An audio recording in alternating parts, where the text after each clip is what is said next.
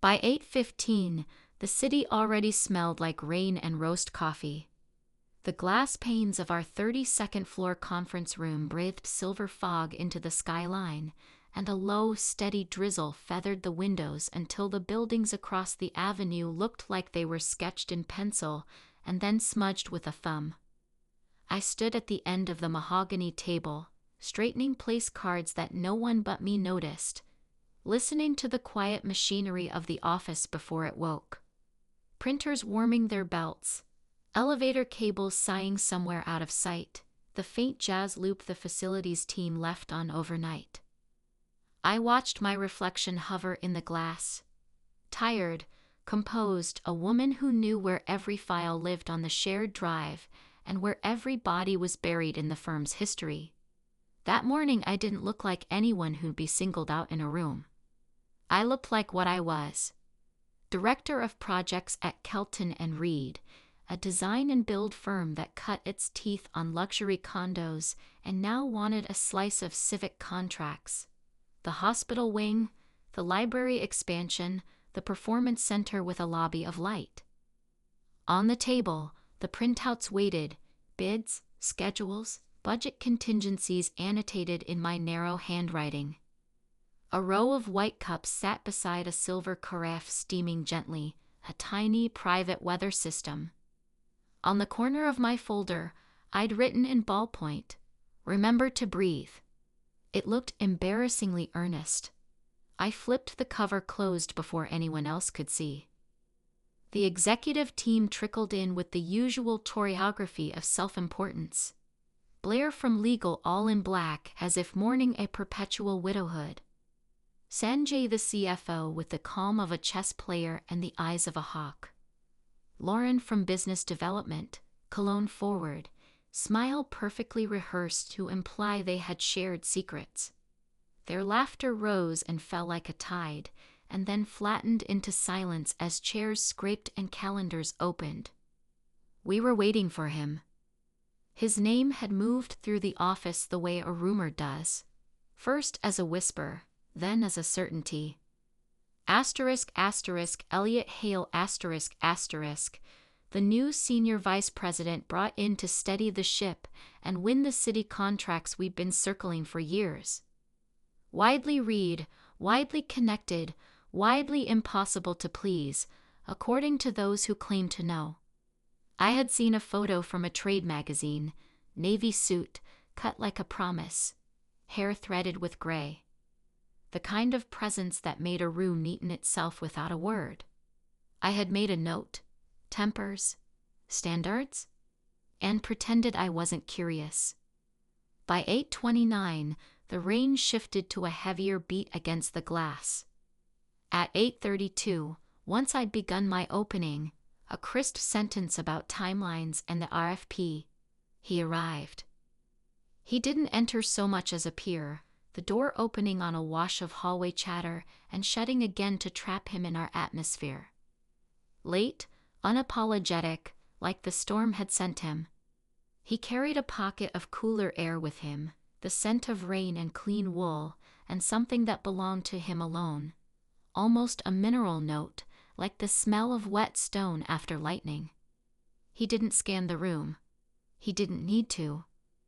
He set his hand briefly on the back of the empty chair at the head of the table, glanced once at the agendas, then at me. The pause landed like a dropped pin. He spoke in a voice that made it easy to imagine crowded rooms going quiet. "Miss Hart," he said, "don't let me interrupt." My name in his mouth, just two simple syllables I carried for 46 years, did something traitorous under my sternum. It wasn't inflection, it was a tension, the way a violin sounds when tuned to the exact frequency of a room. Every woman at the table straightened almost imperceptibly. Every man adjusted his expression. The air changed shape. I didn't smile. I didn't flinch. I returned to the timeline with the steadiness of someone who knows how to walk a beam. Bullet points, risks, mitigation strategies. My voice found its height again, and by the time I pointed to the comparative chart between the hospital proposal and our firm's capacity, I had mostly stopped thinking about the temperature of my own skin. He listened. That was the first thing that surprised me. He didn't perform his listening for the room. He just did it, motionless, eyes trained on the documents and sometimes on me, not in appraisal, but in concentration. When I spoke about contingency for steel delivery and the supply chain, he wrote a note with a slim black pen and slid it toward himself without glancing down. When Lauren interjected cheerfully to mention a lunch with a hospital board chair, he tilted his head as if measuring the weight of an unspoken thing. And then, when I finished, he lifted my printouts and studied them, page by page, with an economy of gesture that suggested he'd learned how to move without wasting anyone's time, not even his own. Our win probability on Grant Memorial, he said after a moment, improves by 20% if we expand the sustainability scope and prove life cycle cost savings, yes. It wasn't a question so much as a test to see if the air would break. Yes, I said. My team can model the envelope efficiency upgrade and the operational savings over 15 years. The trouble is the city's skeptical. Last year's bids overpromised and undelivered. He looked at me instead of the room. Then don't promise, he said. Show. The meeting unfolded along that line, never louder than a conversation, but charged by the sense that something was finally calibrated. He was exacting without being cruel, unblinking without being theatrical. When Sanjay challenged a budget assumption, Elliot asked him to walk the numbers like a tour guide. When Blair worried about precedent in the supplier contracts, he asked for case law and then said, "We're not building an argument, we're building a hospital wing."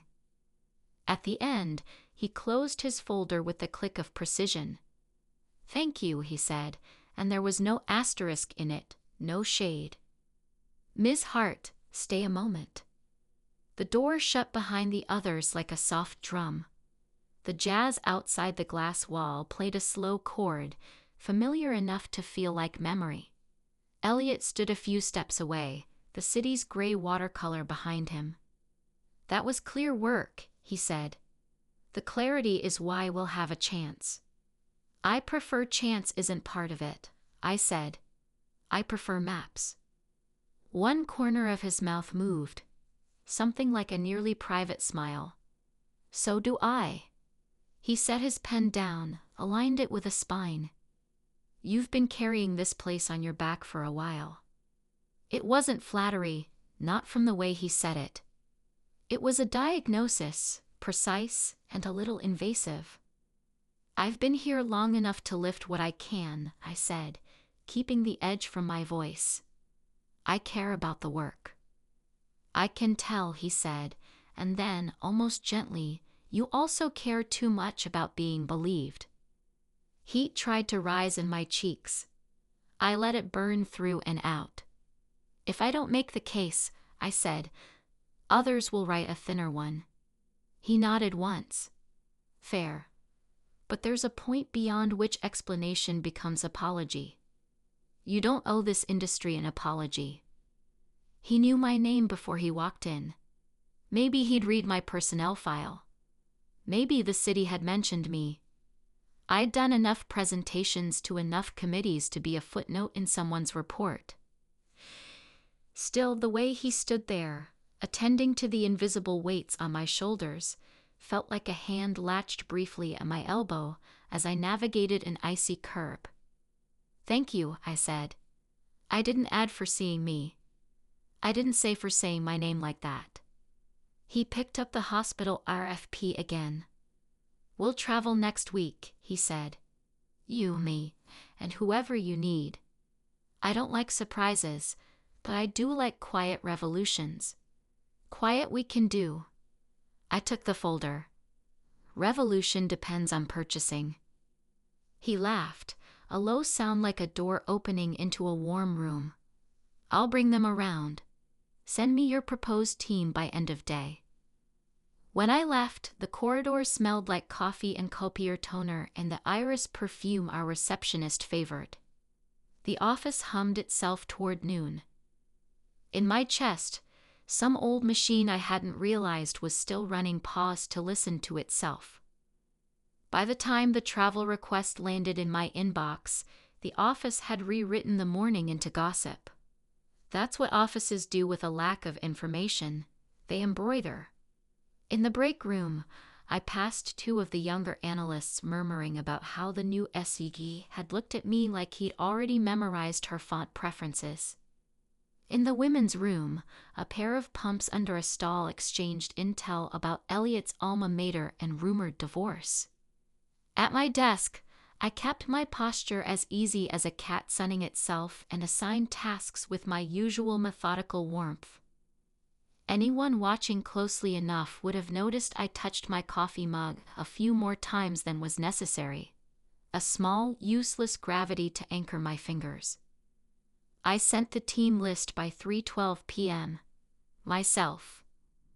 Mateo, our relentlessly creative sustainability engineer, and Sienna, a project coordinator with a memory like a net. I added a line. Asterisk, if legal insists on sending an observer, I recommend Blair asterisk. It was both strategic and kind. Blair's severity hid a very real competence, and she was less likely to torpedo us with performative caution if she felt included. At 3:19, a reply. Asterisk approved. 6 a.m. Monday. Bring your maps asterisk. No exclamation points, no emojis. I stared at the period at the end of that last sentence longer than I should have. I didn't know, yet, how much the maps would be needed. We traveled before dawn, the city still rinsed with the last of the night. On the plain, the aisle lights drew a path forward like a runway inside a throat. Mateo slept with the guileless trust of a child, his curly head pressed to the window. Sienna catalogued our materials with quick, silent hands. Elliot sat across and one row back, reading in the soft pool of his seat light, a pen tapping twice when he turned a page and then resting. He had the stillness of someone who didn't need to wrestle with time to gain its cooperation. At the client site, Grant Memorial smelled like disinfectant and cooked carrots, the strange domestic antiseptic of all hospitals. They ushered us into a small conference room with a table that had seen better eras of laminate, and we made the case. Not with fireworks, not with adjectives, but with the simple math of better systems and the testimony of buildings that had learned how to breathe. Elliot spoke sparingly, calibrated as if he trusted silence to carry more weight than spin. When he did speak, heads moved toward him almost involuntarily. It wasn't his face that undid me. It wasn't the cut of his jacket or the raked salt and pepper. It was the attention. He had a way of looking at a person that removed the static between them, so the signal was clean. When he turned that attention on me, when he asked me to walk the board through a constraint we had not discussed beforehand, I felt something in my chest align with a click. On our way out, the sudden downpour hammered the hospital's porte cochere, drumming on the concrete like applause. We ran for the car. He reached past me to open the passenger door, and just for a second, his palm settled at the small of my back, guiding, and the heat of it was astonishing. Not because of desire, not only that, but because it said I see the weather, I see the steps, I see you. In the car's dim, Sienna texted me under the flicker of streetlights. Asterisk, he's the real thing, isn't he? Asterisk, I wrote back. Asterisk, he is what he is. Asterisk, it felt safer than asterisk, yes. Asterisk. The Monday after we returned, the rumor began. It had no author and many voices. It said our bid included proprietary information from a competitor. It said we were promising savings that couldn't be met without corner cutting. It said, This was the most careful Blade, that our proposal had been given special consideration because of my relationship with the new SVP. I laughed at that the way a person laughs at an onion while chopping it, the sound and the tears both part of the same action. In my body, anger rose as cold clarity. I had enough years in the industry to know how this worked. Reduce a woman's work to the shape of a man's shadow, and you don't have to admit she outperformed your expectation. By noon, HR had called me in. The room they used for these things had soft lighting and an orchid, as if hospitality could make suspicion polite. Blair sat across from me, her back straight, her expression tilted toward neutral concern.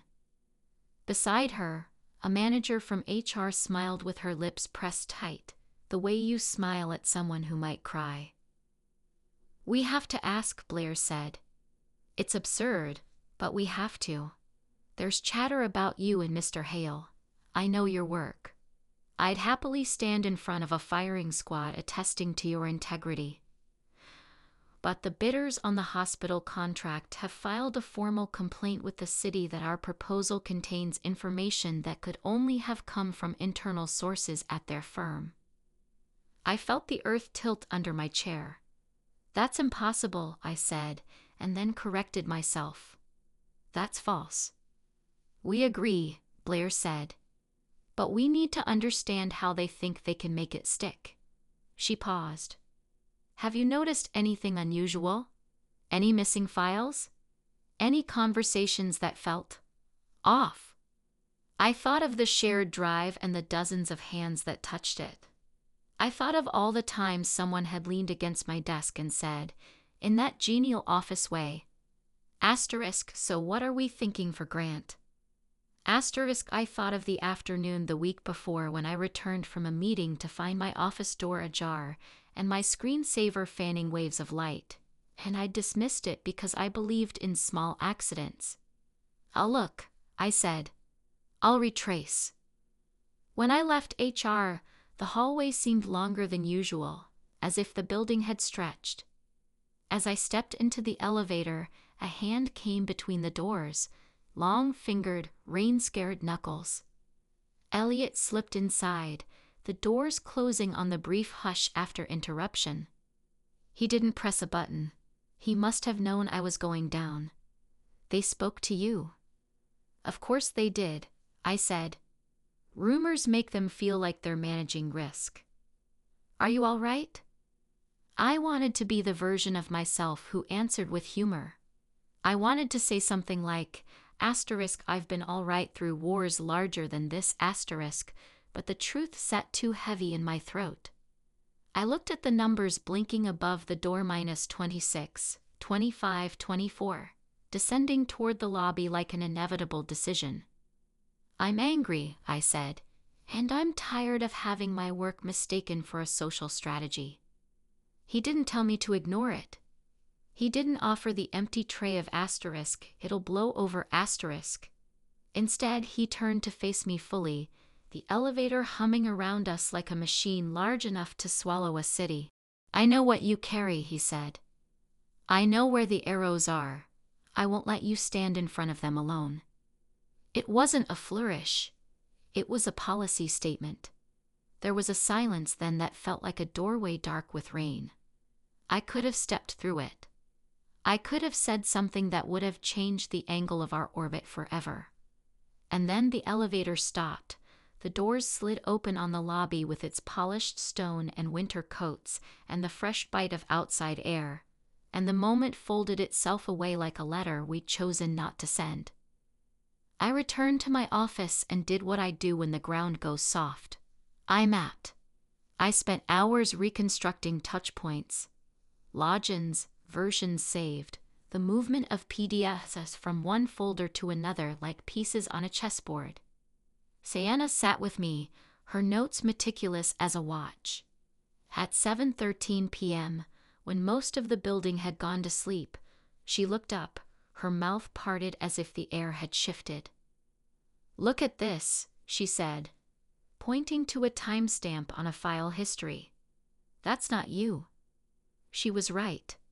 The proposal's draft had been accessed at 11:46 p.m. on a Saturday from a remote login that used my credentials to pull a version and export a cost table. The IP address, buried 3 clicks down in the log, was the office's VPN, no help there. But the machine identifier linked to a laptop assigned to one person. *** Lauren ***. For a long breath, I let the information sit without meaning. If I heeded it too quickly, it would curdle into rage or betrayal, or the theater of both. Instead, I asked the only question that mattered. ***Why***?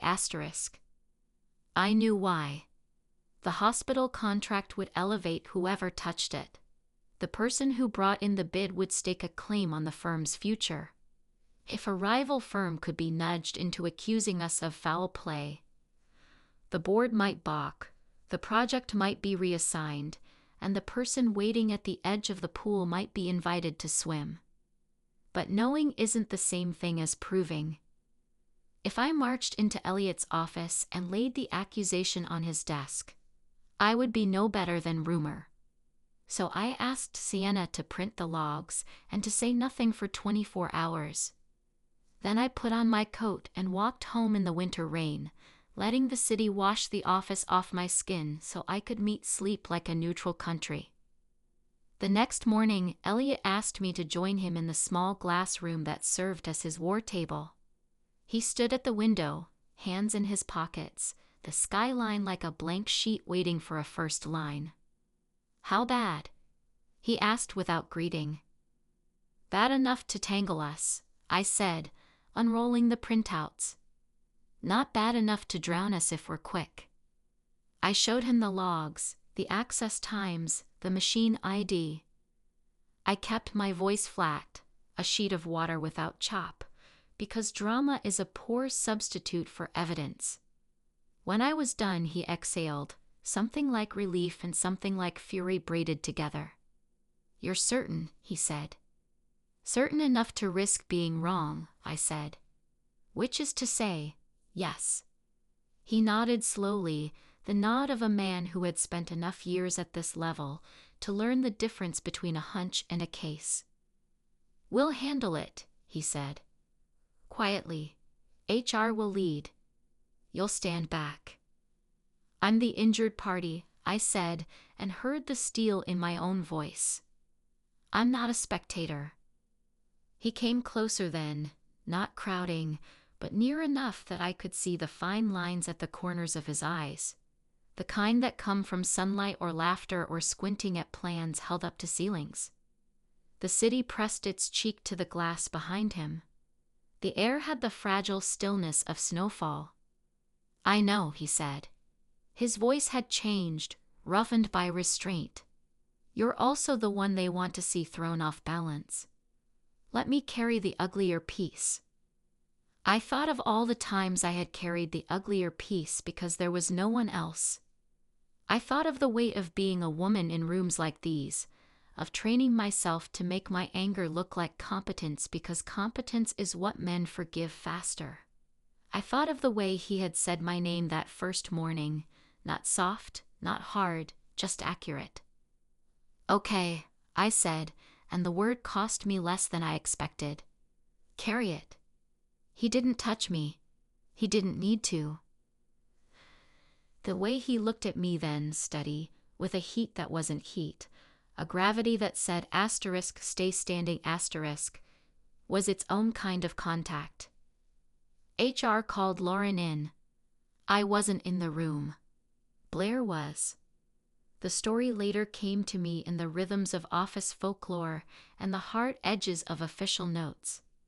Lauren admitted to borrowing my login when she found my office door ajar on a Saturday when she'd come in to print. She had been going to compare our numbers to a competitor's rumored strategy, she said, not to share our proprietary data, but to test how we were positioning ourselves. She had downloaded the cost table because she didn't know how to annotate without exporting. She had thought it was harmless. No, she hadn't shared it. No, She hadn't anticipated a formal complaint from the rival down the street, who was suddenly certain we were in possession of information we could only have obtained through theft. I didn't buy it, neither did Blair. But the evidence we had proved what it proved. The access, the download. It did not prove the next leap. Still, there are consequences even for hubris dressed as curiosity. Lauren was suspended pending further review. Legal girded itself for responses to the city. Elliot put a plan in motion to meet the allegations head-on with a demonstration of our modeling and sources, a transparency so granular it left no surface to anchor a doubt.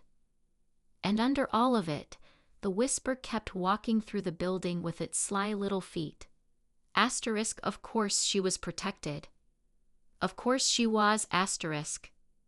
That afternoon, I found myself alone in the stairwell between floors 20 and 21, my breath visible in the cooler air like a secret I hadn't decided to keep.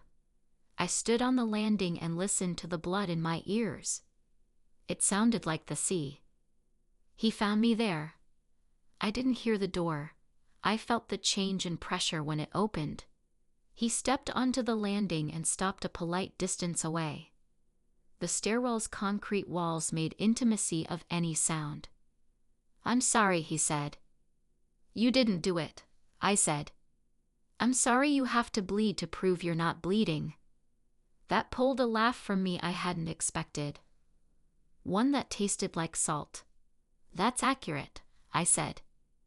We stood for a long breath, the stairwell humming softly with building life. I could smell the clean spice of his cologne and something like paper warmed by lamps. "There's a fundraiser tonight," he said finally, "for the arts program we helped build 3 years ago. You don't have to go." "I'm on the program," I said. "They want me to say community 3 times with an earnest face." He tilted his head. "You're good at that." "I am," I said. "I mean it when I say it, which helps." "Come with me," he said. The words were simple. Their freight was not. "We'll stand in the room and be seen. Sometimes that's the work." "Is that wise?" I asked. "Probably not," he said, and smiled with his eyes. "But it's honest." I weighed the shape of it. Yes meant exposure. Yes meant the whisper getting teeth. Yes also meant refusing to be managed by a story that wasn't mine. "Yes," I said, and the stairwell seemed to exhale in agreement. The fundraiser was all brushstrokes and chatter and small plates that looked like jokes about hunger. The gallery's white walls held abstract color like weather, and somewhere in the back a trio played jazz. Upright bass and piano and a muted trumpet, the kind of sound that slips into the bloodstream and makes it move differently. We arrived separately and then threaded toward each other through the room with the discreet ease of people who knew how to inhabit optics. When we finally stood side by side, he didn't touch me. He didn't need to. Our conversation looked like 2 colleagues aligning. It felt like a wire stretched between 2 points that a small bird could land on and not disturb. People came by. Board members, city staffers. A reporter with a notebook held like a pet. He said my name a few times, the way he had in that first meeting, and each time a part of me that had grown careful around compliments softened without consent. When I spoke about the hospital project, I kept my voice steady and my sentences evenly weighted, like stepping stones across a stream. At one point, the music shifted to something slower. The room thinned. The windows showed the city glittering like a scattered necklace. He leaned closer, not into me, just closer, and said, not quite into my ear, "You did what you came to do." "So did you," I said. He looked at me the way he looked at drawings, measuring line and shadow, considering stress points, imagining the load a structure could bear. "We'll get through the weather," he said. "I wasn't born in sunshine," I said. I don't mind the rain. For a second, we stood there in a bubble that felt like consent to the same truth. If neither of us moved, the bubble would break. We didn't. We carried it out of the gallery, down to the street where the air had the crisp, clean taste of coming winter, into a car where our shoulders didn't touch, but remembered how close they could be. He dropped me at my building and waited until I'd gone inside before the car pulled away. In the lobby's reflection, I looked like a woman who had chosen not to tear a seam before the fabric was ready. The city's inquiry concluded 2 weeks later. Our documentation, Elliot's strategy at its most precise, my team's data at its most unflinching, held. The competitor's complaint lost its footing and slipped off the docket. Lauren, chastened and clever enough to know the limits of contrition, returned to the office under a performance plan that kept her as far from sensitive files as a museum rope. By then, the whisper had changed partners. It had grown bored of us and moved on to someone else's secrets. That's what office rumors do when denied food. They look for another kitchen. In the quiet after, I felt the fatigue. Not bone deep, not tragic, just the normal weight of being vigilant in rooms that required armor. I took a Friday off and walked the city without direction, letting architecture surprise me again the way it had when I was 22, and everything felt like intention dressed as accident. He texted me around noon. The light at this hour is indecently good on the river. If you're within reach, go look. I hadn't told him I was out. Maybe he'd guessed. Maybe he was simply the kind of person who notices light and assumes you might want to notice it too. I went to the river. The water took the sun into itself and made a skin of it. People moved along the path with the careful joy of those who know winter is a contract and this was a negotiated grace period. I stood on the bridge and let the day touch my face like a hand that meant nothing more than I'm here. When I returned to the office Monday, a small box sat on my desk. No card. Inside, a fountain pen, not extravagant, but so well made my fingers fitted it like a memory. The barrel was a soft, smoked gray. Under the lid, a line in a familiar ink. For the maps that matter. I didn't have to ask. I didn't say thank you. Some expressions are better handled at a human scale, not a performative one. I used the pen and wrote another line under the first. A line no one would read but me. For the hands that carry. Spring arrived like a decision that had taken all winter to make. The hospital board announced the award with the cool punctuation of a press release, and then with the warmer surplus of a phone call to our office that made Matteo dance in place and made Sienna bite her knuckle like a delighted child. The firm celebrated with champagne flutes near the reception desk, bubbles rising like easy hope. Elliot raised his glass. He didn't turn it into a speech. He said only, "This is the work," and then looked at me over the glass in a private, unremarkable way that felt like a thread pulled through fabric and tightened, not painfully, but with intention. That night, the office emptied in the soft, indistinct way of spaces that have been loud. I stayed to finish a scope appendix because I like the quiet company of documents that will outlast me. Around 9, the hallway lights dimmed to their evening setting, and the windows turned into mirrors. The rain had returned, fine and patient, drawing lace on the glass. I didn't hear him arrive. I felt the air adjust. "You won't find the end of that appendix tonight," he said by way of greeting. "Come on. Let's not insult victory by pretending it's just another Tuesday." "I like Tuesdays," I said with a small smile. "They're the backbone of accomplishment." He laughed softly. "Then consider this a vertebra we both forgot we had." We went to the small lounge on 28, the one no one uses because it's too honest about its intentions. A place to be human for a minute in a building designed to monetize hours.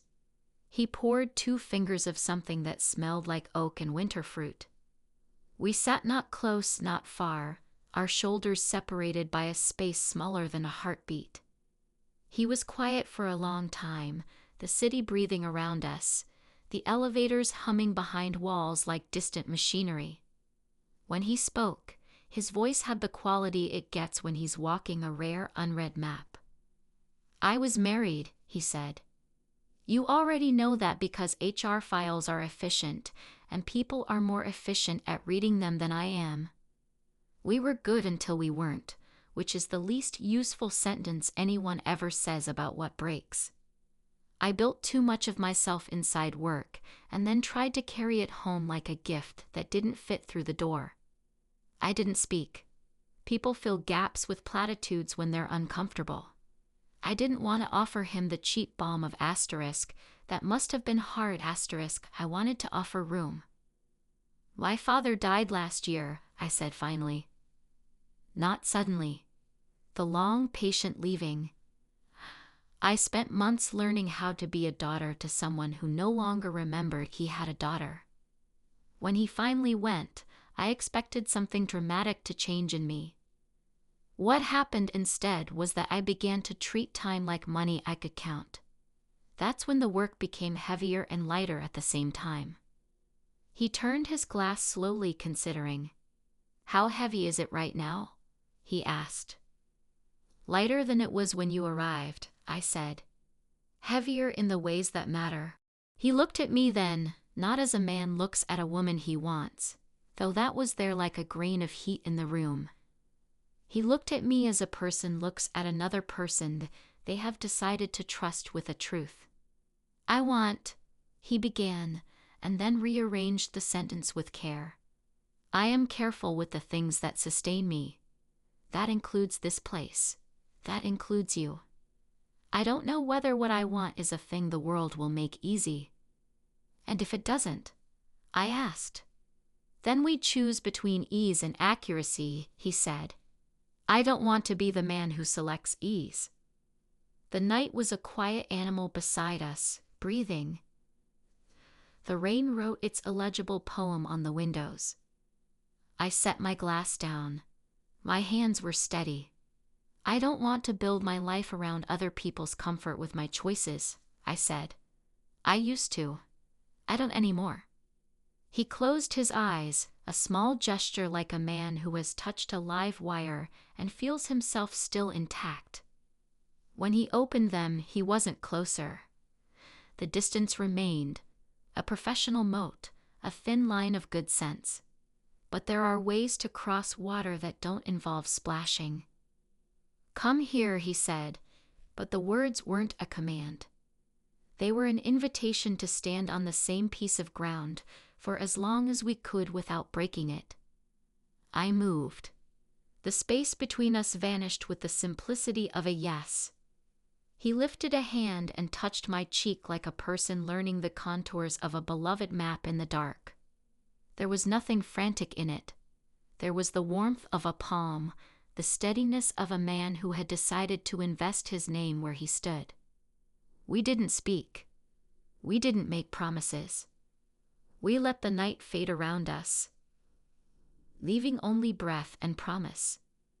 Months later, the hospital's foundation was poured and cured, a gray geometry against the sky. The office had adjusted to the reality of us without ever quite acknowledging it. We were discreet not because we were ashamed, but because the parts of a life that keep it alive don't always benefit from a spotlight. There were rules. We followed them. There was work. We did it well. Now and then we allowed a quiet. A late lunch behind a door with a lock. A walk on a Sunday in a neighborhood where glass towers gave way to old brick and trees old enough to know truths we hadn't learned yet. The light on the river became a habit, an indecently good thing we stole when we could. The ache of my father's absence softened into something like muscle, a strength built from carrying. I learned the particularities of his gentleness, a hand at the small of my back not as possession, but as navigation in crowded rooms, the way he let silence do work around words, the care with which he read my memos because he knew writing is the way I breathe in public. He learned the grammar of my resilience, the lists that steadied me, the cooled anger I saved for nights when I needed to remember I was made of more than competence, the small, stubborn joy I felt at seeing a project draw clean lines in a messy world. There were still storms. There always are. An unexpected supplier failure. A city committee chair with a private vendetta. A whisper in a hallway that thought it could make me smaller. But the weather inside me had changed. Not because I had fallen in love, not only that, but because I had decided to believe in the accuracy of my own life. One evening in late autumn, the office emptied early, a rarity the staff treated like a holiday. I stood in the conference room where it had begun, the jazz loop faint, the city a darker sketch against a deeper sky. I watched the lights go out on neighboring floors. One by one, a display of endings that looked like punctuation, commas, periods, ellipses. He appeared in the doorway, not late this time, just exactly when the moment opened. He said my name, the right way, the honest way, and the room filled with the feeling it always did when he did that. Not drama, not possession, but presence. Ready? He asked. For what? For whatever the next thing is, he said, smiling with the small corner of his mouth I had come to treasure. For the maps we haven't drawn. I looked at the table, at the chairs, at the ghost of my own posture months ago. I thought of the rain, the elevator, the stairwell, the fundraiser. I thought of the hospital wing we were building, a place where breath is measured and made precious. A place far larger than us, and yet, somehow, an expression of us at our best. I'm ready, I said, and it felt like truth. We turned off the last light. The office dimmed around us, a ship going to sleep. Outside, the city kept breathing, stubborn as hope. The elevator hummed, faithful as tide. We walked toward the doors, two shadows running alongside each other in the glass, and stepped into the hall where the air tasted like paper and rain, and the near human warmth of a hand at the small of my back, guiding without owning, steady as a promise kept.